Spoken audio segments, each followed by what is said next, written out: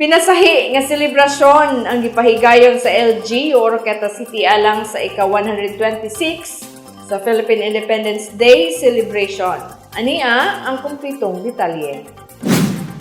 Mahimong espesyal ug pinasahi ang giandam sa Oroqueta City Local Government Unit nga gipanguluhan ni Oroqueta City Mayor Lemuel Merriquem Acosta para sa selebrasyon sa ika-126 Philippine Independence Day. Ang tinuig nga selebrasyon sa Independence Day usa ka mahinungdanong selebrasyon sa Pilipinas.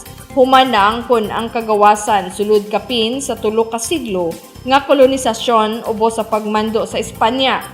Kini nga adlaw adunay dakong importansya alang sa mga Pilipino tungod kay kini nagsimbolo sa pagpakigbisog, sakripisyo para sa kadaugan sa mga katigulangan nga nakig-away alang sa kalingkawasan sa nasod.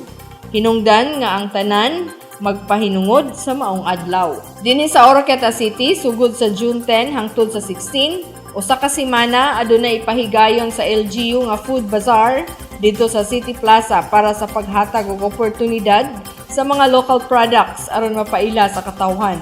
Samtang sa June 12, ang mismong adlaw, sayo pa sa buntag ipahigayon ang flag racing aron paghatag respeto sa gipakitang kaisog para sa atong kagawasan ug pagkagabi. Adunay variety show nga ipasundayag nga pagasugdan sa alas 7 sa gabi nga nagdala sa tema nga Pusong Pilipinas, a cultural makabayan variety show nga i-perform sa mga talentadong estudyante sa Oroqueta City Division uban sa ilang mga head teachers o ginikanan.